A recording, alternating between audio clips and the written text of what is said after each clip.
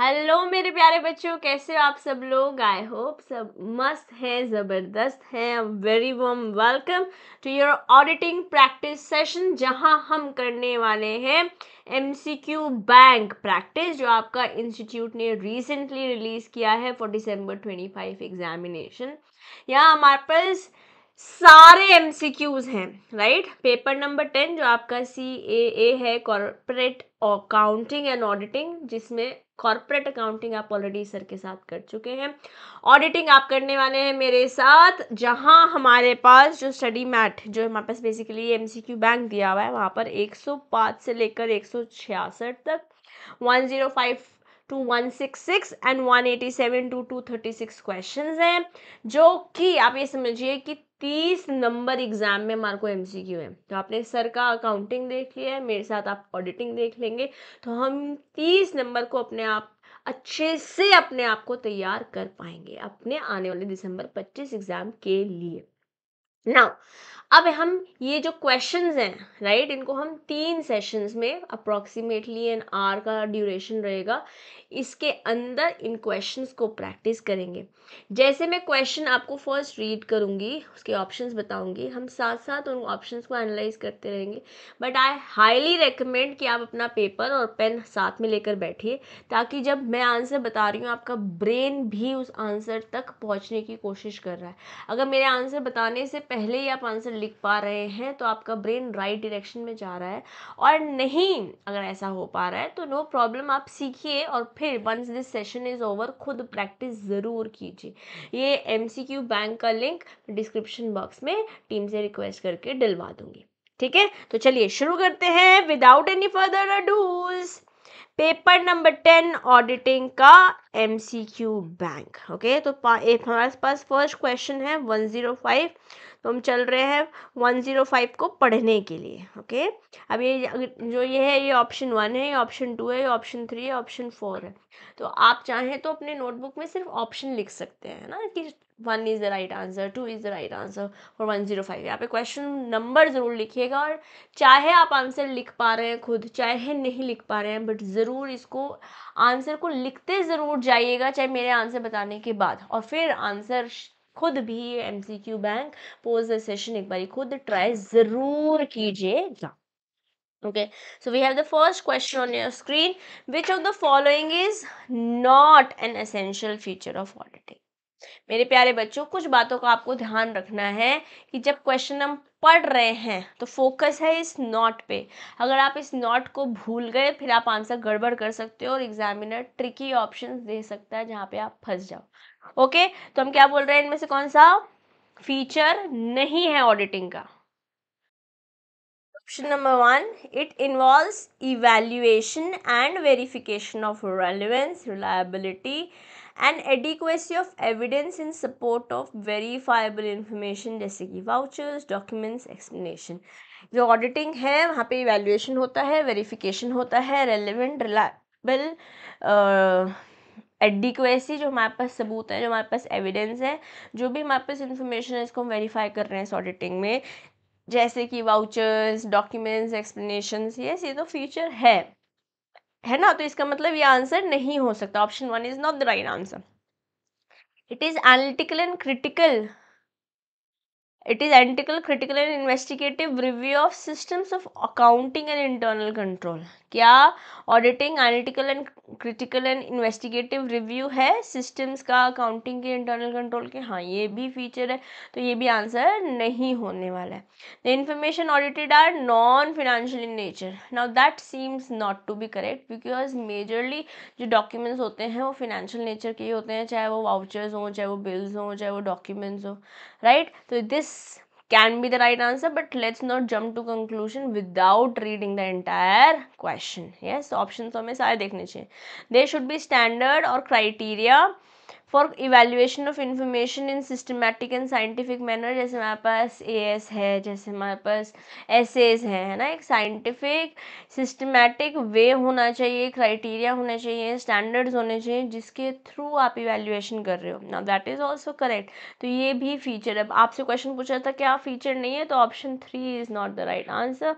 Actually option 3 is the right answer, option 3 is not the feature, right, this is the answer. क्या आपने option 3 लिखा था अपने notebook में? अगर आपने ऑप्शन 3 ही लिखा था तो बहुत बढ़िया है। अगर कुछ और लिखा था या आपका ब्रेन राइट आंसर तक नहीं पहुंच पाया था तो मेरे बेटे अब अपना ब्रेन को अच्छे से इस टॉपिक पे प्रोसेस कीजिए, और once the entire session is over I highly recommend, ये जितने भी क्वेश्चन आज हम खुद कर रहे हैं उनको, जितने भी आज क्वेश्चन आप मेरे साथ कर रहे हैं उतने क्वेश्चन को आपको खुद भी पोस्ट द सेशन करना है।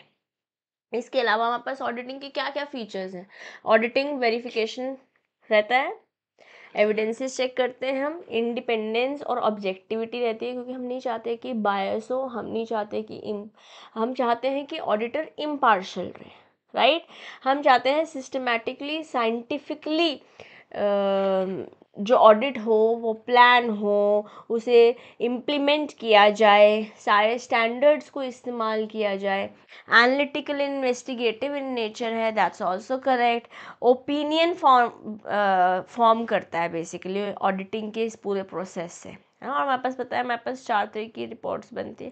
यहाँ पे ओपिनियन ट्रू एंड फेयर है तो गुड है ना। It's an unqualified report, it is a clean report that is coming from the auditor. और स्कोप क्या है कि फिनेंशियल स्टेटमेंट प्राइमरी, कुछ स्पेशल ऑडिट्स नॉन फिनेंशियल भी लेते हैं, जैसे फॉरेंसिक है, सेक्रेटेरियल है, बट उससे ये करेक्ट नहीं हो जाता है। ठीक मेरे प्यारे बच्चों, so I hope we are good with 105. Let's go to 106. The word auditing comes from a Greek word? No, it comes from a Latin word. अब क्वेश्चन में तो यहाँ पे लैटिन दिया हुआ है, बट हो सकता है यही एग्जाम में क्वेश्चन पूछ लिया जाए। लैटिन वर्ड ओडायर, ओडायर का मतलब क्या होता है? To hear. तो ये जहाँ पे भी ऑप्शन में होगा उसको हम चूज कर लेंगे। ये हमारे पास फर्स्ट ऑप्शन में दिख रहा है, ये सही है। टू वेरीफाई नहीं होता, टू एग्जामिन नहीं होता, टू आइडेंटिफाई भी नहीं होता। लैटिन वर्ड है audire and it means to hear, to hear, है ना। तो फर्स्ट वाले ऑप्शन का आंसर था ऑप्शन 3, सेकंड वाले मतलब 106 का आंसर है ऑप्शन 1। यस, इसको ओडायर भी बोल सकते हैं, ERE भी लगा सकते हैं, वरना इट इज ODIER ऑल्सो, हम ई नहीं लगाते हैं। Both are correct. Yes, accounts को सुनना, अकाउंट्स को वेरीफाई करना, ये ओल्ड प्रैक्टिसेस से आ रहा है। यूनिट 6.1 कर रहे हैं। ओके, यूनिट 6.1 का एक क्वेश्चन है पर्टिकुलर। अब चलते हैं नेक्स्ट क्वेश्चन की ओर। Management is interested in financial statements for, management जो है फिनेंशियल स्टेटमेंट्स में किस वजह से इंटरेस्टेड होता है? क्योंकि वो डे टू डे डिसीजंस में मदद मिलता है इस फिनेंशियल स्टेटमेंट से। यस, टैक्सेस कलेक्शन के लिए, रिसर्च पर्पस के लिए, कि कुछ भी नहीं? देखिए, टैक्सेस कलेक्शन के लिए तो नहीं होता है। हाँ, ये कह सकते हैं कि मैनेजमेंट को डिसीजंस लेने होते हैं, तो हाँ फिनेंशियल स्टेटमेंट की बेसिस पे वो डिसीजंस ले सकते हैं, क्या लाना है, क्या हटाना है, क्या इनकम में इंक्लूड करना है, what should be the next course of action. तो यस, यहाँ पर भी ऑप्शन जो है 107 का answer is going to be first option only.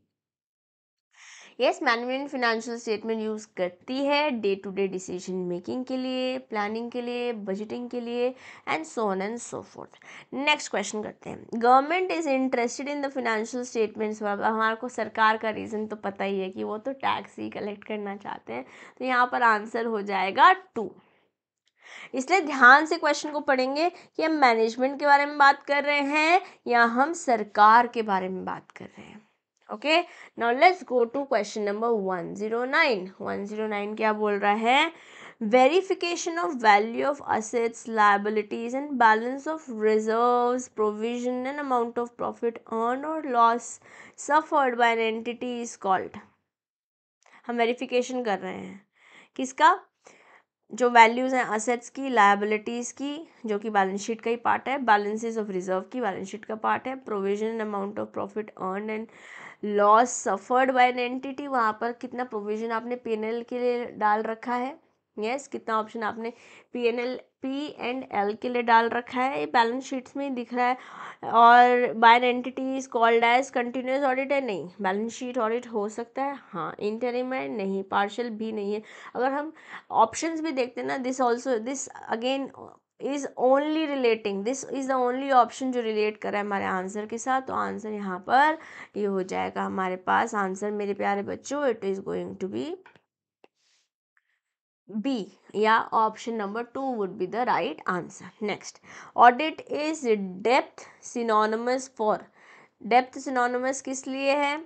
Examination in depth, completed audit, final audit या internal audit. Again very very answer, simple answer हमको दिख रहा है, या एग्जामिनेशन इन डेप्थ हो रहा है। क्वेश्चन नंबर 110 का option 1 would be the right answer. Next question है, test checking reduces the, test checking से क्या हो जाएगा? जब हम रैंडम टेस्ट कर रहे होंगे उससे क्या होगा? ये पावर ऑफ ऑडिटर है, एक्सपेंसेस ऑफ ऑडिटर है, वर्क ऑफ ऑडिटर है, लाइबिलिटी ऑफ एन ऑडिटर है। Test checking reduces the power of auditor, no. It reduces the expenses of auditor, no. It reduces the work of auditor, it reduces the liability of auditor. 111, yes angel number दिख रहा है हमको। 111 में answer क्या होने वाला है? 111 में सैम्पलिंग जब आप कर रहे हो उससे फ़ायदा क्या होगा? सैम्पलिंग से सब कुछ नहीं करना पड़ेगा, और सब मान लेते हैं 100 यूनिट है, 100 के 100 नहीं चेक करने पड़ेंगे ऑडिटर, तो हाँ काम तो कम होगा। पूरे पॉपुलेशन को बार बार चेक करना पड़ेगा नहीं, जितना भी हमारे पास आइटम सैम्पल नंबर होगा। लाइबिलिटी भी नहीं रिड्यूस होगी। It is going to be the work of auditor that will be reduced. Okay, now let's go to 112. A flow chart made by the auditor of an entity's internal control system is graphic representation that depicts the auditor's understanding of. जो flow chart बनाता है auditor entity के internal control के बारे में, जो graphic representation कर रहता है, उससे ऑडिटर की अंडरस्टैंडिंग समझ में आती है सिस्टम की, फ्रॉड रिस्क फैक्टर्स की, documentation of assessment of control की, या फिर 1 और 3 दोनों। मुझे बताएंगे गाइस 112 में राइट आंसर क्या होगा?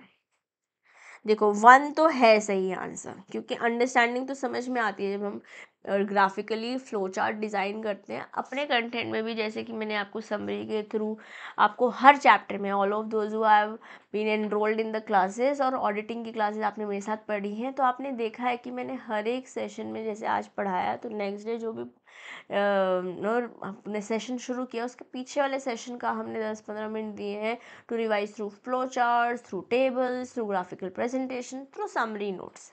इससे क्या हो रहा था कि चीज़ें रिकॉल करनी आसान हो रही थी, राइट। हमें ये समझ में आया था कि ये कंसेप्चुअल बेसिक्स क्या है, हमें सिस्टम ही तो समझ आया था, बेसिक्स फाउंडेशन ही तो समझ आ रहे थे ना कि कितनी क्लैरिटी है उसमें। तो ऑडिटर को भी यहाँ पर क्या मिलता है? Depicts the auditor's understanding of the system. This is the right answer. Documentation of assessment of control risk, that's not correct, because flow chart से असेसमेंट कैसे कर पाओगे? फ्लो चार्ट से एज सच असेसमेंट पॉसिबल नको happening. Now let's go to 113। और internal auditor कौन appoint करता है? मैनेजमेंट, शेयर होल्डर्स, गवर्नमेंट की स्टैट्यूटरी बॉडी। इंटरनल है तो ऑटोमेटिकली शेयर होल्डर्स पर चली जाएगी बातचीत, है ना? या शेयर होल्डर्स तो स्टैट्यूटरी कह सकते हैं ना, वहाँ पर management would be the right answer. फंस गए थे कि मैम जो बोल रहे हैं वही सही आंसर होगा? बेटे मैम बोलेंगे बट अपना दिमाग के खिड़की दरवाजे सारे खोल के रखेंगे। मैनेजमेंट इंटरनल है ना, तो मैनेजमेंट कर लेगा। और हम इंटरनल ऑडिट करते हैं guys as CMAs। There will be a lot of profile that you will be able to come across when you become a CMA। ठीक है, next. The work of one clerk is automatically check by another clerk is called internal check. वही तो है internal check. Internal control नहीं है, check है, internal audit भी नहीं है। तो आंसर क्या होने वाला है? 114 का ऑप्शन होने वाला है 2, दैट वुड बी करेक्ट ना। इंटरनल कंट्रोल में क्या इंक्लूड हो जाएगा? इंटरनल ऑडिट, इंटरनल चेक, या दोनों, या कुछ भी नहीं? कुछ भी नहीं, could not be the right answer, है ना, क्योंकि जब मैं इंटरनल कंट्रोल बोल रही हूँ it is a wider term, उसमें ऑडिट भी आ जाता है, चेक भी आ जाता है, जिसकी वजह से दोनों ही सही आंसर है। और ये एक इम्पॉर्टेंट क्वेश्चन, आप एग्जाम में इसको ज्यो का त्यों एक्सपेक्ट कर सकते हैं 115 को, ठीक है। Now let's go to 116। The most important objective of internal audit is, सबसे इम्पॉर्टेंट ऑब्जेक्टिव क्या है इंटरनल ऑडिट का? अर्ली डिटेक्शन हो सके एरर्स ऑफ फ्रॉड की, फाइनल ऑडिट फैसिलिटेट हो सकता है, अर्ली फाइनलाइजेशन हो सके एनुअल अकाउंट्स का, या इंश्योर हो सके कि सिस्टमैटिक अकाउंटिंग हो रही है। इंटरनल ऑडिट का मोस्ट इम्पॉर्टेंट ऑब्जेक्टिव क्या है मेरे बेटे? कि अगर कोई धोखाधड़ी हो रही है, कोई डिसेप्शन की इंटेंशन है किसी की, कोई फ्रॉड करना चाह रहा है, तो वो जल्दी डिटेक्ट हो पाए, है ना। इफ फाइनल ऑडिट फैसिलिटेट करना नहीं है, फाइनलाइजेशन ऑफ फाइनल अकाउंट्स भी नहीं है, सिस्टमैटिक अकाउंटिंग भी इंश्योरिटी नहीं है, ये मोस्ट इम्पॉर्टेंट तो अर्ली डिटेक्शन ही है 116 के अंदर।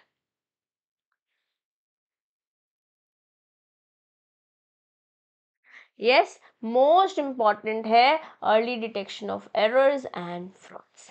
ठीक, नाउ लेट्स गो टू 117। 117 क्या बोल रहा है?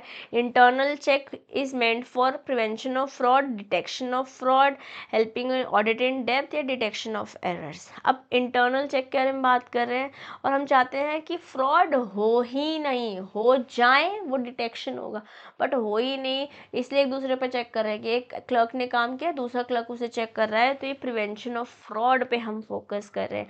Answer 117 is option 1। Okay, next question. Cut off testing is performed during audit of sales to address the following assertion. Cut off testing is performed during audit of sales to address the following assertion. Occurrence, address the occurrence, measurement, cut off, या all of these. Guys, जब मैं बात कर रही हूँ cut off testing के बारे में, है ना, ऐसे बोल सकते हैं, कट ऑफ टेस्टिंग सेल्स के लिए कट ऑफ असर्शन के को टेस्ट करता है ना, right transaction in right period हो रहा है। जैसे फॉर एग्जांपल कोई ट्रांजैक्शन 2 अप्रैल 2025 को हुई, तो क्या हम उसे 23-24 के ट्रांजैक्शन में ले सकते हैं? ऑफ कोर्स नहीं, ठीक है। तो cut off testing performance during cut off sales to address the cut off assertion, है ना। यहाँ पे ये है फिल इन द ब्लैंक, तो ये कट ऑफ ही राइट आंसर हो जाएगा। Take a note of this guys. अगर आप इसका सही आंसर दे पाए बहुत बढ़िया, अगर अभी आपका ब्रेन प्रोसेस कर रहा था, राइट आंसर तक नहीं पहुंच पाया था, नो वरीज, मैंने इसका आंसर आपको बता दिया है। Post the session best way रहेगा कि अभी आप कंटेंट को समझिए, प्रोसेस कीजिए, आंसर लिखिए, but post the session again जो क्वेश्चन आज हम कर लेंगे उन्हें हमें करना है, हम 3 सेशंस देंगे और इन टॉपिक्स को कंप्लीट करेंगे। प्लस हमने जून 2025 में, ओके, सर ने भी मैंने भी, हमने दोनों अपने आपने पेपर नंबर 10 के ए और बी पार्ट के वीडियोस आपको प्रोवाइड करी थी फास्ट ट्रैक मैनर में, है ना। मतलब बेसिकली वहाँ पर मैंने अपने समरी चार्ट्स के थ्रू आपको पूरा सिलेबस रिवाइज कराया हुआ है। And if you want to know maybe revise थोड़ा कंसाइज्ड वे में, एग्ज़ाम ओरिएंटेड वे में, तो आप मेरे चैनल पर जाकर भी 5.5 घंटे में मैंने यूनिट 7 और 8 करा रखा है। सो बेसिकली मेरे पास 3 चैप्टर्स है ऑडिटिंग में, unit 6, unit 7, unit 8। Unit 6 and 8 are for 10% each, और यूनिट 7 इज़ फॉर 30%। ना जो यूनिट 8 है वो बहुत ही ज़्यादा आसान है, वहाँ से 7 नंबर का एक बड़ा क्वेश्चन और 2 नंबर का 2 क्वेश्चन आप आराम से एक्सपेक्ट कर सकते हैं, ठीक है। बहुत ही आसान चैप्टर है। और अगर आपको एक चीज़ समझ में आ गई तो दूसरी चीज़ बाकी सारे यूनिट्स, मतलब बेसिकली आपको समझ में आ गया कि एजुकेशनल इंस्टीट्यूशन का कैसे ऑडिट हो रहा है, तो हॉस्पिटैलिटी, हॉस्पिटल, ऐसे ऐसे बाकी सारे इंस्टीट्यूशंस का भी आप ऑडिट सीख सकते हो, बिल्कुल डिफ़िकल्ट नहीं है। इसके लिए मैंने अभी recently, I think on 7th of this month, आपको वीडियो दिए 5.5 घंटे में, जैसे जहाँ मैंने 8th यूनिट से ही शुरू किया है और फिर 7th यूनिट भी कवर किया है, और वहाँ जाके चेक कर सकते हो। बाकी यहाँ पर तो मैं आपको कंटेंट दे ही रही हूँ। यस, यहाँ पर हम MCQ प्रैक्टिस कर ही रहे हैं। एंड लाइक आई सेड कि अगर आप चाहते हैं यूनिट 7 और 8 तो मैंने आपको रिसेंट दिया है, और पूरा यूनिट 6, 7, 8 डिटेल्ड समरी चार्ट्स के थ्रू जून अटेम्प्ट में भी दिया है। आप उनको जाकर उन वीडियोस को भी जाकर रेफ़र कर सकते हैं जो इसी चैनल पर अवेलेबल है। और अगर आप चाहते हैं कि मैं राइटिंग सेशन प्रैक्टिस आपके साथ लाइव करूं, पर्टिकुलरली फ्रॉम यूनिट 6, क्योंकि 7 और 8 मैंने भी रिसेंटली जैसे आपको बताया, आपको मैंने दिया है कंटेंट, आप उनको उसको रेफ़र कर सकते हो। 6 यूनिट पर्टिकुलरली अगर आप चाहते हो कि मैं आपके साथ राइटिंग प्रैक्टिस करूँगी, ये इतना बड़ा 6.1 से लेके 6.6 तक है और 10% वेटेज कैरी करता है ना। तो स्मार्ट पढ़ना लाजमी है, स्पेशली अगर आप दोनों ग्रुप्स दे रहे हैं और लगातार पेपर होंगे फिर आपके। अगर आप सिंगल ग्रुप दे रहे हैं फिर भी हमारे पास थोड़ा सा टाइम मैनेजमेंट हो सकता है।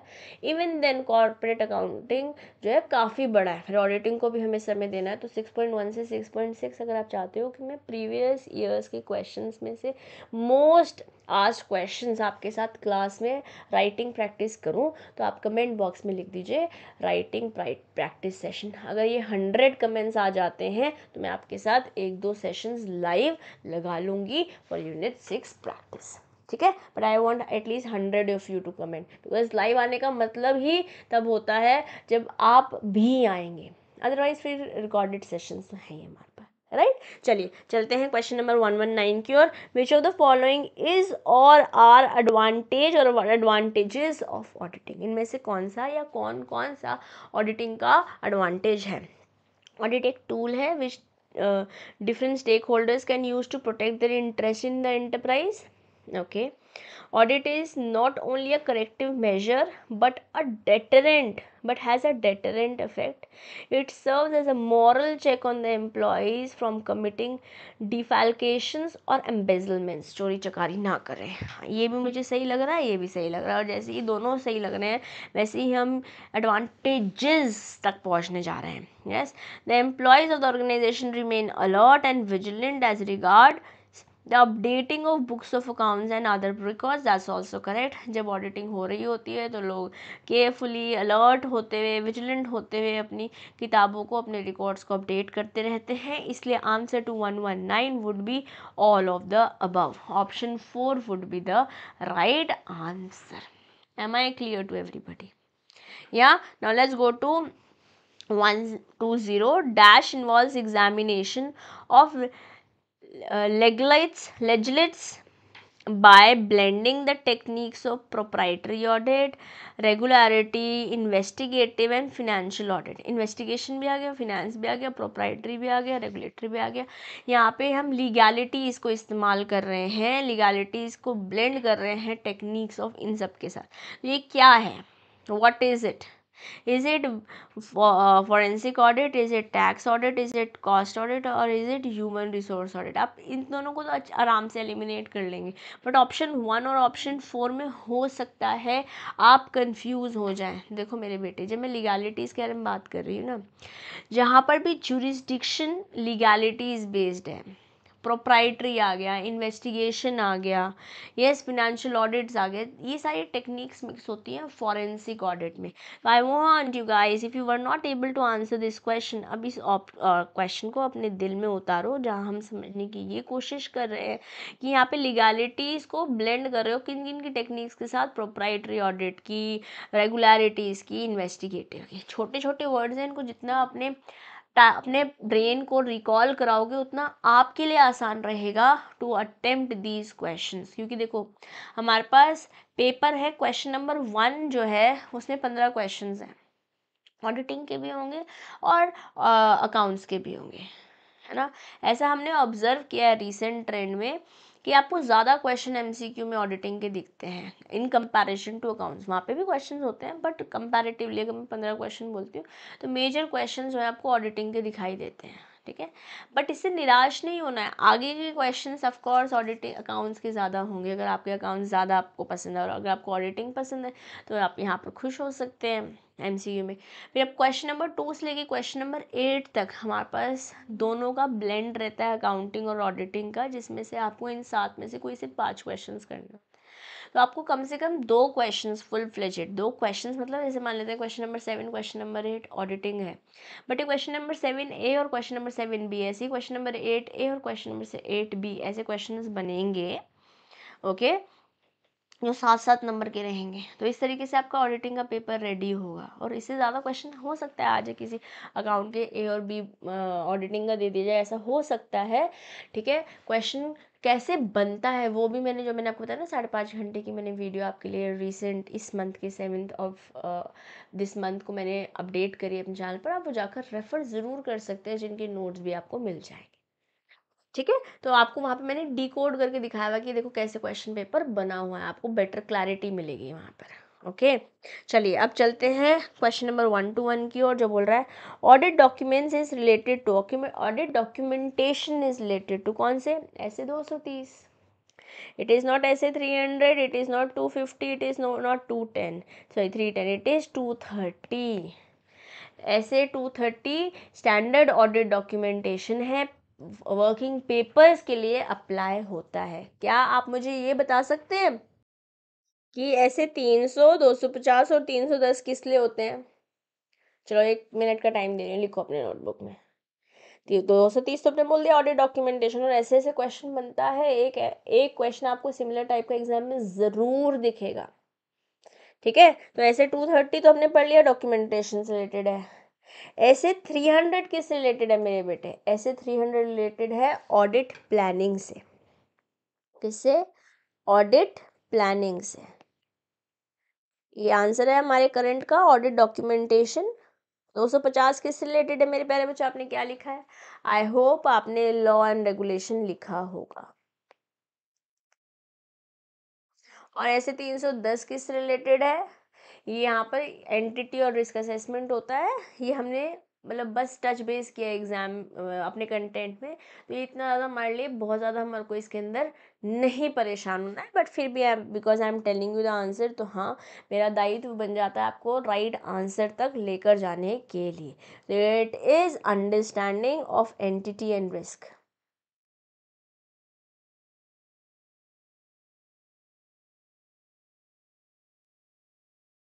यहाँ पर ऑडिट डॉक्यूमेंटेशन 230 ही है। I hope we are good. तो बेसिकली एंटिटी को समझो, उसकी रिस्क को आइडेंटिफाई करो, is what is spoken about in 310। Okay, now let's go to 122। 122 किस बारे में बात कर रहा है? Dash is detailed plan of auditing work to be performed, specifying the procedure to be followed in verification of each item and the financial statement and the estimated time। ये एक detailed plan है कि कैसे auditing को करना है, क्या procedure follow करने हैं वेरिफिकेशन के लिए हर एक आइटम के फिनेंशियल स्टेटमेंट्स की, और कितना समय हमें लगने वाला है। ये क्या होता है मेरे बेटे? ऑडिट प्रोग्राम ही तो होता है। ये ऑडिट प्रोग्राम ही तो होता है। तो आंसर 122 का ऑप्शन 1 है। फ्लो चार्ट नहीं है और ये डॉक्यूमेंटेशन नहीं है, वर्क पेपर भी नहीं है। अगर आपने कंसेप्ट को समझा हुआ है ना, तो ये तो मतलब आपको ऑप्शन और देखने ही नहीं पड़ेंगे। ये फर्स्ट आंसर आपको डायरेक्ट ऑडिट प्रोग्राम पे ही रोक देगा। ओके, नेक्स्ट क्वेश्चन क्या है? Dash refers to the possibility of material misstatement due to complex transaction or even due to organise fraud, control risk, inherent risk, detection of risk or none of the above. 123 बोल रहा है कि ऐसा हो सकता है चीज़ें जब कॉम्प्लेक्स हो, या जहाँ पे चीज़ें ऐसे ही प्लेस कर रखी हो कि आपको धोखाधड़ी करनी है, ये तो इनहेरेंट रिस्क है, तो होता ही है। यस, कंट्रोल रिस्क नहीं है, इट इज़ इनहेरेंट रिस्क। जो बात आता है कि पॉसिबिलिटी हो सकता है मटेरियल मिसस्टेटमेंट में, क्योंकि मे भी चीज़ें ट्रांजैक्शंस कॉम्प्लेक्स थी या फिर ऑर्गेनाइज फ्रॉड था। तो आंसर हमारे पास 1 2 3 में is inherent risk.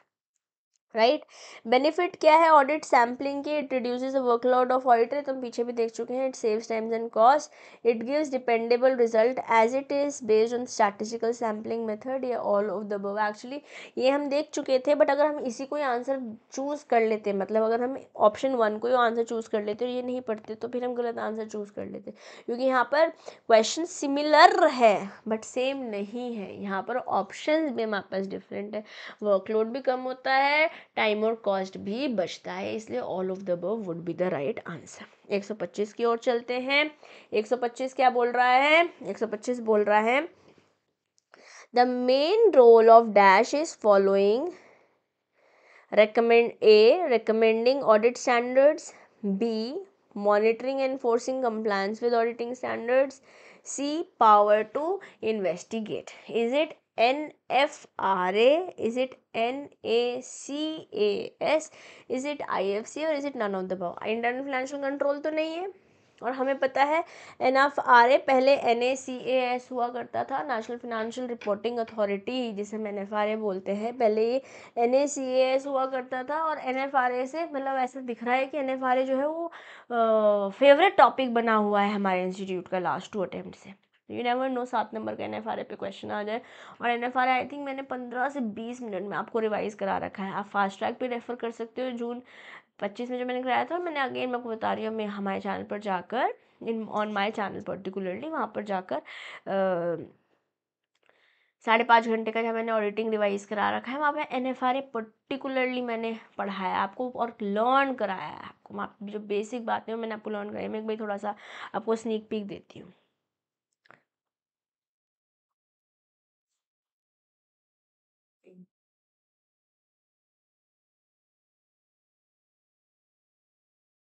Let me show it. Give me a moment, okay?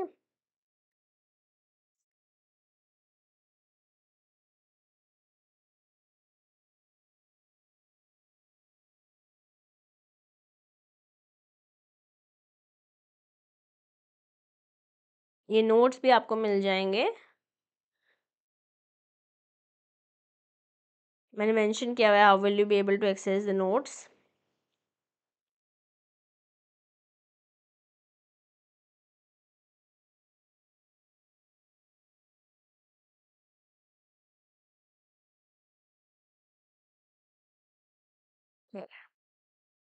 देखो, NFRA सेक्शन 132 में था, में है कंपनीज एक्ट 2013 के, जो 2018 में आया, जो कि एक क्वासी जुडिशियल या रेगुलेटरी बॉडी है।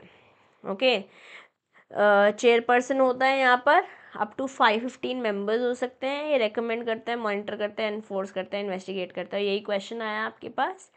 Can does it have a power to punish? Yes. Can investigate misconduct and impose personal penalty? This is national financial reporting authority.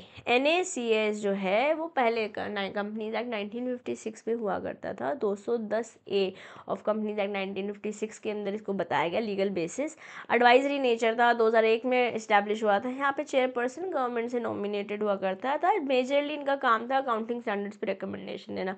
इनके पास अथॉरिटी टू पनिश नहीं था। ओके, तो ये मैंने आपको देखो नोट्स बिल्कुल बेहतरीन तरीके से दिए हुए हैं, जिससे आपको रिवाइज करना आसान होगा। यहाँ पे ये यहाँ से मुझे लगता है इस बार एग्जाम में क्वेश्चन पूछा जा सकता है, NFRA का स्ट्रक्चर क्या है। ठीक है, और क्लास में मैंने इसे आपको लर्न कराया है। यस, तो पहले जो national advisory committee on accounting standards हुआ करता था, सेक्शन 210 ऑफ कंपनीज एक्ट 1956, वो अब जो है NFRA होता है, that is national financial reporting authority, under section 132 of companies act 2013। तो 210 भी इम्पॉर्टेंट है, 332 भी इम्पॉर्टेंट है। 213 एक्ट और 1956 एक्ट दोनों आपको रिकॉल करना है। 2018, 2001 ये चीज़ें आप लर्न करेंगे, एग्जाम में हायर पॉसिबिलिटी रहेगी सही आंसर तक पहुंचने की। यहाँ पर answer of course is NFRA। Section question number 1 to 5, the right answer is NFRA. Next, NFRA consists of the following: और अकाउंटिंग स्टैंडर्ड कमेटी है, ऑडिटिंग स्टैंडर्ड्स कमेटी है, एनफोर्समेंट कमेटी है। तीनों ही है, मैंने आपको बताया ना। यहाँ पे जब मैं आपको अभी नोट्स दिखा रही थी, I was showing the notes, दिखाया था ना, ये तीनों ही इंपॉर्टेंट है। यहाँ से एग्जाम में क्वेश्चन पूछा जा सकता है। ये तीनों ही कमिटीज़ हैं। ये अकाउंटिंग वाली डील करती है अकाउंटिंग स्टैंडर्ड्स फॉर्मुलेट करने में, ऑडिटिंग वाली फॉर्मुलेशन ऑडिटिंग स्टैंडर्ड्स का करती है, एनफोर्समेंट जो है वो डिसिप्लिनरी एनफोर्समेंट एक्शंस लेती है। ये आपने फॉलो नहीं किया जो फॉलो करना चाहिए था। Yeah. Now let's go to question number 127. The term dash means the policies and the procedures adopted by the company for ensuring the orderly and efficient conduct of its business, including adherence to company's policy, the safeguarding of its asset, the prevention and detection of frauds and errors, and the accuracy and completeness of the accounting records, and timely preparation of reliable financial information. Okay, क्या बात कर रहे हैं? ये बात बोल रहे हैं कि ये जो टर्म है enforcement committee, internal financial control, या NACAS, that is national advisory committee on accounting standards, या फिर NFRA। ये बात करता है, ये मीन करता है पॉलिसीज़ और प्रोसीजर्स जो कंपनी ने अडॉप्ट करे हैं ताकि ऑर्डरली और एफिशिएंट कंडक्ट हो सके बिजनेस का, जिसमें ये भी हो कि आप फॉलो कर रहे हो कंपनी की पॉलिसीज़, है ना। कंपनी की पॉलिसी फॉलो कर रहे हैं, दोनों तो है नहीं, और ये दोनों नहीं है तो कहीं ना कहीं ये भी थोड़ा सा क्वेश्चन मार्क है। प्रिवेंशन हो सके, डिटेक्शन हो सके फ्रॉड का, I think this is what is going to be the right answer. The accuracy and completeness of accounting records and timely preparation of reliable financial information. हाँ, ये control के बारे में बात कर रहे हैं। तो section question number 127, the answer would B third. जो डेफिनेशन जो दिया गया है IFC का है, बोले तो इंटरनल फाइनेंशियल कंट्रोल का है, जब पॉलिसीज़ को, जब प्रोसीजर्स को ऑर्डरली कंडक्ट करने के लिए और असेट्स को सेफ गार्ड करने की बात करी जाती है। इसलिए answer here is option number 2। Let's now go to question number 128। Okay, देखो NFI से कितने क्वेश्चन आ रहे हैं, पता नहीं somehow it has become institute का one of the favourite question. अब आप देखिए, कॉस्ट ऑडिट से 100% क्वेश्चन आएगा ही आएगा। सेक्रेटरियल ऑडिट से भी बहुत हाई पॉसिबिलिटी एग्जाम में क्वेश्चन पूछे जाने की। ऑडिट प्रोग्राम पूछा जा सकता है, NFRA पूछा जा सकता है, और 100% क्वेश्चन आएगा one of the different institution का ऑडिट कैसे कर सकते हैं। जैसे हॉस्पिटल, वेरी इंपॉर्टेंट। ओके, इस बार मुझे लग रहा है कॉर्पोरेट सोसाइटी से क्वेश्चन आ सकता है, इंपॉर्टेंट है। और मैंने ये पूरा यूनिट 8 है आपको लर्न कराया है, जो मेरे साथ क्लासेस में एनरोल्ड है उनको तो कराया ही है, बट जो मैराथन मैंने अभी रिसेंटली अपलोड करी है वहाँ पर भी बेहतरीन तरीके से मैंने पूरा यूनिट 8 आपको लर्न कराया, मेजर पोर्शन ऑफ यूनिट 7 भी लर्न कराया। ओके, चलो, विच of the following is not the duties, not a duty of the duties of NFRA में से, इनमें से कौन सा ड्यूटी नहीं है। Recommend accounting and auditing policies and standards to be adopted by companies for approval by central government, that's the duty. Yeah, this is not the right answer. Monitor and enforce compliance with income tax and auditing standards. Okay. Perform such other functions and duties as may be necessary or incidental to the aforesaid functions and duties. Oversee the quality of service of the profession associated with ensuring compliance with standards and suggested measures for improvement in the quality of service. हाँ, इस अगर कोई एक CA statutory audit कर रहा है वो कैसे अच्छे से कर पाए, हाँ ये तो ऑप्शन है, ये भी ऑप्शन है। अब ये कहीं ना कहीं थोड़ा सा वेग है क्योंकि A4 सेट में तो ये भी आ जा रहा है, बट टैक्स पर बात नहीं करता है। Tax, income tax act enforce नहीं करता है NFRA। इनकम टैक्स जैसे ही लिख दिया, वो भी इनकम टैक्स एक्ट, ये नहीं करता है NFRA। This is what we need to be sure about. इसलिए बेस्ट ऑप्शन ऑप्शन 2 रहेगा अगर मैं 2 और 3 को कंपेयर कर रही हूँ। या now let's go to question number 129। An auditor expresses an auditor expresses dash opinion on financial statements when the auditor have obtained sufficient appropriate audit evidence, concludes the misstatements either individually or in aggregate or both material and pervasive to the financial statement। तो adverse है, material भी है, pervasive भी है। 129 में adverse report होगा ना, क्योंकि इन्होंने कहा कि भाई इन्फॉर्मेशन तो हमें सारी दी है, इन्होंने कंपनी ने हमारे साथ कॉपरेट तो किया है, बट जो इन्फॉर्मेशन दी है उससे हमारा जो ओपिनियन आ रहा है वो ये है कि भैया इन्होंने मिसस्टेटमेंट दे रखी है जो परवेसिव भी है, मटीरियल भी है। खाली मटीरियल होती, परवेसिव नहीं होती तो हम क्वालिफाइड दे देते हैं, बट यहाँ पर एडवर्स रिपोर्ट आने वाली है क्वेश्चन नंबर 129 में। और रिपोर्ट बेस्ड क्वेश्चन भी आपको कैसे तो मिलेगा बट 130 क्या बोल रहा है, some situations when an auditor should express a qualified opinion is or are, okay, non adherence to AS2 या इन्वेंट्री की बात नहीं करी, with regard to inventory valuation on the lower of the cost and net realisable value. Okay, auditor being prevented by management from observing the counting of physical inventory where such action is material to statement की माँ को physical valuation करने नहीं जा रहे दे रहे, दोनों ही।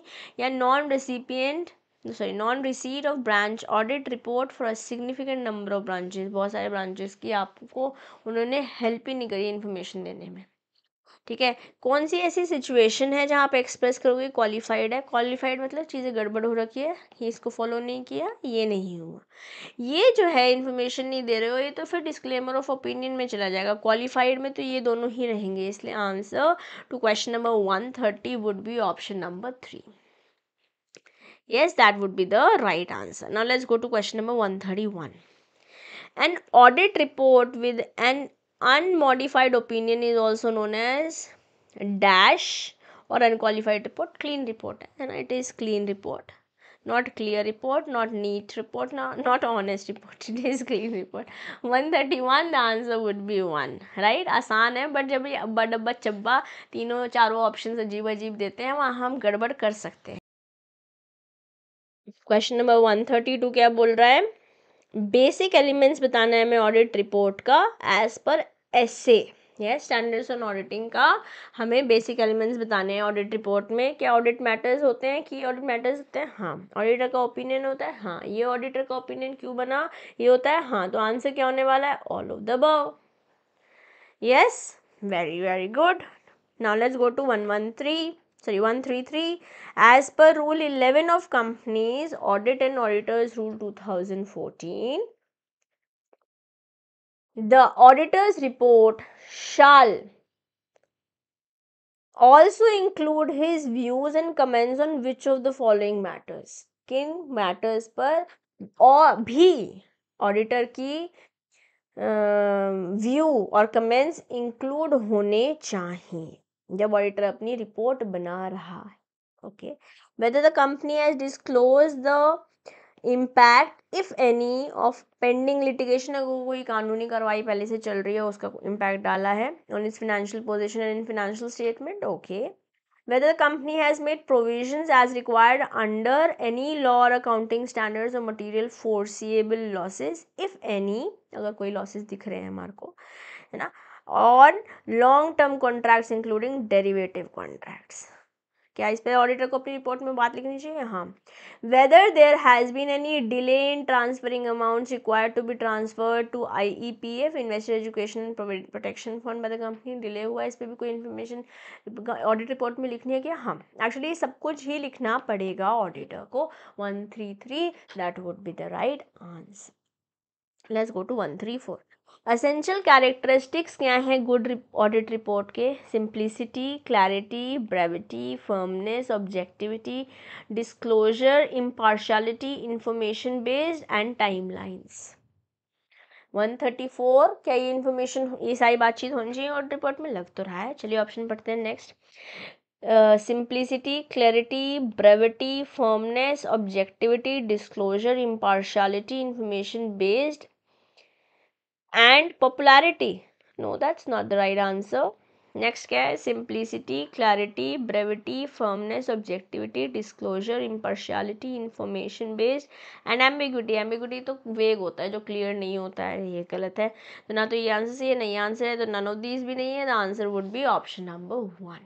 Yeah, the right answer to question number 134 is this. और अगर आपने recent मेरे साथ full mock test paper attempt किया है तो वहाँ पर भी ये क्वेश्चन है. ये जब मैंने गुड ऑडिट रिपोर्ट पे क्वेश्चन डाला हुआ है. नेक्स्ट क्वेश्चन क्या है? Auditor shall verify whether the unpaid dividend has been transferred to the unpaid dividend account within dash days from the expiry of dash days allowed for declaration and payment of dividend. 135 क्या बोल रहा है? कितने दिन के अंदर अंदर unpaid dividend auditor को वेरीफाई करना है कि अनपेड डिविडेंड जो है वो ट्रांसफर कर दिया जा रहा है अनपेड डिविडेंड अकाउंट में 7 दिन के अंदर. तो 7 यहाँ पे इसका मतलब ये दोनों तो आंसर सही नहीं है. From the expiry of 20 days after declaration और 30 days after declaration, it is 30 days. तो आंसर क्या होने वाला है? 135 का right answer would be option number 2. 136 क्या बोल रहा है? The debentures are redeemable. If debentures are redeemable, it can be redeemed in which of the following ways? कैसे कर सकते हो? By way of payment as donation, by payment whether the company desires to do so, by way of personal drawing, or by way of payment as shares without consideration. अगर कोई debentures redeemable है तो किस तरीके से उसे redeem किया जा सकता है? जैसे कंपनी करना चाहे भाई. By payment whenever the company desire to do so, redeem payment कर दोगी और रिडीम हो जाएगा। तो आंसर हेयर वुड बी 136 का answer would be option 2। Next question, the audit procedure to be applied in the context of splitting the shares, share split हो रहा है, 2 रुपये का शेयर 1-1 रुपये के 2 शेयर में स्प्लिट हो रहा है। Yes, now the audit procedure to be applied in the context of splitting the shares, the auditor shall confirm the alteration was authorized by AOA। हाँ, AOA अगर ओके नहीं कर रहा है तो आप स्प्लिटिंग नहीं कर सकते हो। He should verify the minutes of the board meeting and ordinary resolution passed in the general meeting in which the approval of members is obtained कि स्प्लिटिंग कर सकते हो। हाँ, ये भी होना चाहिए। He should verify the alteration has been effected in copies of MOA AOA, वहाँ पर भी चेंज हो गया। हाँ, तो ये सब कुछ देखेगा। Answer number 137, the answer would be option number 4। Right, now let's go to 138. The term dash comprises both the trade creditors, that the sundry creditor, as well as the bill payable. This represents the liability of the organization to its suppliers. Is it trade payable or rights and obligation?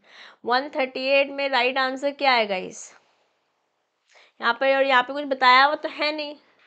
There is no right answer that's specified in here. ना option 3 बताया हुआ है ना option 4 बताया हुआ है। With the option that are available, I think the answer should be this. In my opinion the answer should be this. What do you say guys?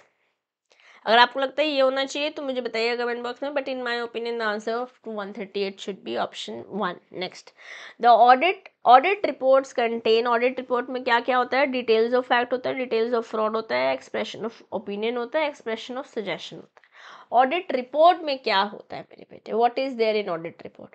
Audit report में पहले तो आप एक्सप्रेस करते हो कि भाई मेरा ट्रू एंड फेयर व्यू दिखा रहा है, नहीं दिखा रहा है, इन्होंने कोऑपरेट नहीं किया है, गलत बता रखा है, ठीक है, मटीरियल भी है, परवेसिव है, खाली material, like that, right. So that it is an expression of opinion. तो आंसर क्या होने वाला है यहाँ पर 139 में? It is going to be option number 3। Okay, next question. Audit certificate contains details of facts, details of fraud, details, expression of opinion, expression of suggestion. Audit certificate में मेरे बेटे facts की details होती है, fraud की नहीं, facts की certificate। और इसमें 100% बताना होता है, यहाँ पे कोई ओपिनियन नहीं है, यहाँ पे 100% है, फैक्ट्स कह रहे हैं, बात हो रही। Next, an auditor expresses dash opinion on financial statements when the auditor have obtained sufficient appropriate audit evidence concludes the misstatement इधर इंडिविजुअली। तो आई थिंक हमने सेम कर लिया है, बट ऑप्शन डिफरेंट है यहाँ पर, है ना। जो मटीरियल भी है परवेसिव है, it is adverse report. Question number 141, the answer would B adverse. Simple question है। 142 क्या बोल रहा है? Any casual vacancy in government companies is filled by controller and auditor general of India with in how many days?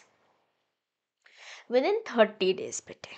With it is not within 15 days, it is not 45 days, it is also not 60 days, it is within 30 days।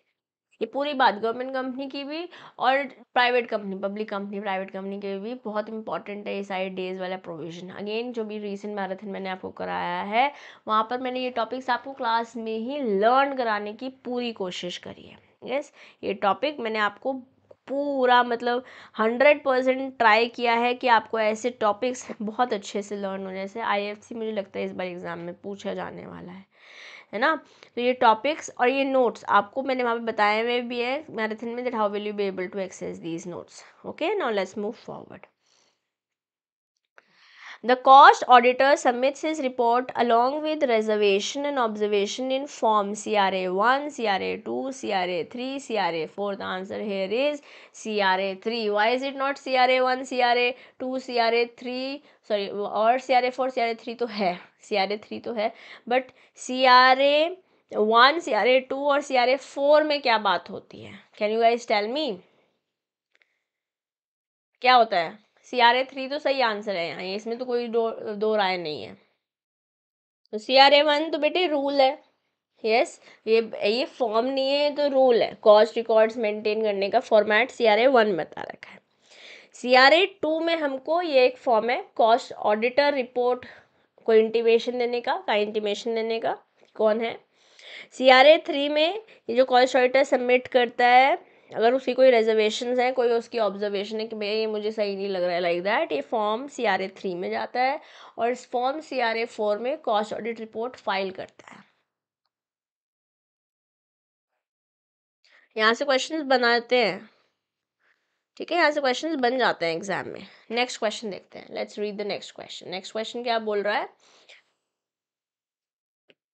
An auditor shall submit an unmodified, नहीं 144, secretarial audit is covered under which section? ये तो बहुत आसान है ना, 204। यहाँ से मतलब ये मैंने आपको एकदम रट के घोट के पिला दिया था, अगर आप मेरे साथ क्लास में हैं तभी भी, और इन जनरल आपने कहीं से भी पढ़ाई करी है, आपको सेक्रेटरियल ऑडिट बहुत अच्छे से पता होना चाहिए। कंपनीज एक्ट कवर करता है secretarial audit, and it is section 204, not 148, not 139, not 133।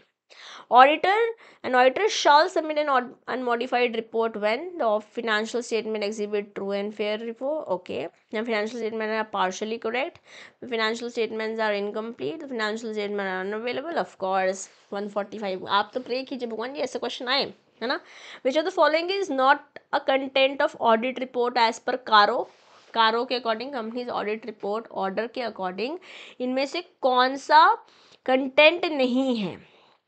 Inventory content है, एक्सेप्टेंस ऑफ डिपॉजिट कंटेंट है, recruitment of employees no, repayment of loan है, यस। तो कंपनी की ऑडिटर रिपोर्ट रहती है, the answer here is 3। Okay, recruitment of employees is not something that is covered in here. Next question क्या है? Which of the following are the essential characteristics of a good report? Simplicity, okay, clarity, okay, objectivity, okay, all of the above. Simple है तो 147 is very very simple. Next question, auditor of a company appointed under section dash shall not act as a cost auditor of the company. Auditor जो section, which section में आएगा? Section 148। जो section 148 में statutory auditor जैसे आया वो cost auditor नहीं हो सकता। इट इज़ नॉट 139, 204 और 141, it is 148 that we need to remember. Okay, next question. As per section 139(9), a retiring auditor may be reappointed at an annual general meeting अगर वो disqualified नहीं और reappoint हो गया है। Okay, मतलब not disqualified for reappointment. He has not given the company a notice in writing of unwillingness to be reappointed. A resolution has been passed at the meeting appointing some other auditor providing expressly that he shall not be reappointed. यहाँ पर मे के बारे में बात हो रही है, यहाँ पे नॉट के बारे में बात हो रखी है, यहाँ पे अनविलिंगनेस के बारे में बात हो रखी है। तो ऑल ऑफ द अबव होना चाहिए क्या? रिटायरिंग ऑडिटर अपॉइंट हो सकता है, नॉट बीन पास्ड। अच्छा, ये नॉट बीन है, ये भी नॉट बीन है। अगर यहाँ पे नॉट नॉट नहीं पढ़ेंगे तो आंसर खाली ये हो जाएगा, बट सब जगह पूरा हर एक वर्ड को पढ़ना ज़रूरी है, इसलिए आंसर यहाँ पर ऑल ऑफ द अबव होगा 149 के अंदर। ओके, 150 क्या बोल रहा है? The first auditor of a company other than a government company shall be appointed by the dash within the 30 days from the date of register by the shareholders, board of directors, government or employees. It is board of directors. 150 the answer would be board of directors. Learn कराया मैंने, है ना? Next क्या है? यहाँ पे answer all of the above है, यहाँ पे बोर्ड ऑफ डायरेक्टर्स है। 155 तक कर लेंगे आज हम, है ना? चलिए,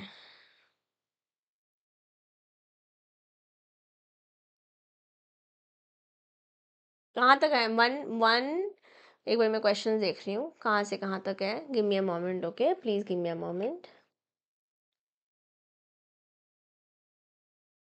166 तक है हमारे पास। Okay, so what we can do is कर लें इसे कंप्लीट, या so let's complete.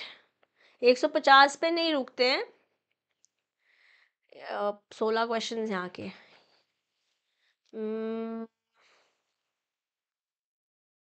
maybe 16 more questions will take some time, right? So what let's do one thing. यहाँ तक हमने 105 से लेकर 150 तक कर लिए हैं। 151 से लेकर मे बी नेक्स्ट जो हमारे पास है 187 से 236 तक है ना? 187 से 236 तक है। तो हम क्या करेंगे? 151 से लेकर 166 और फिर 167 से लेकर, नहीं 167 से अकाउंट्स का क्वेश्चन है, फिर 187 से लेकर 200 तक ये हम कर लेंगे नेक्स्ट सेशन में, और फिर बैलेंस बचे हुए जो है थर्ड सेशन में कर लेंगे। सही है, लगभग 16 क्वेश्चन यहाँ पर हैं और 15-20 क्वेश्चन यहाँ पे 30 क्वेश्चन अप्रोक्सीमेटली हो जाएंगे नेक्स्ट सेशन में, 30-35 और फिर नेक्स्ट में भी 35 क्वेश्चन अप्रोक्सीमेटली हो जाएंगे। तो 3 सेशंस हम इसी तरीके से लेंगे, 45-50 minutes, less than an hour, and will be able to solve our MCQ bank. Okay अभी मैं ले रही हूँ आपसे अलविदा। ये ज़रूर प्रैक्टिस कीजिएगा। ये link for MCQ bank I will be sharing in the description box. बाकी आपको कोई डाउट आता है आप मेरे साथ कनेक्ट कर सकते हैं ऑन लॉ बाय CM में दिशा दुआ टेलीग्राम ग्रुप। जो बच्चे मेरे साथ क्लासेस में एनरोल्ड हैं उनके पास मेरा व्हाट्सएप नंबर है, आप मेरे से व्हाट्सएप में भी कनेक्ट कर सकते हैं in your doubt timing in case you have any questions. Okay ले रही हूँ भी मैं आपसे अलविदा, मिलूंगी नेक्स्ट सेशन में। Till then keep learning, keep growing. This is a mentor CM में Disha Dua signing off for today. Bye bye.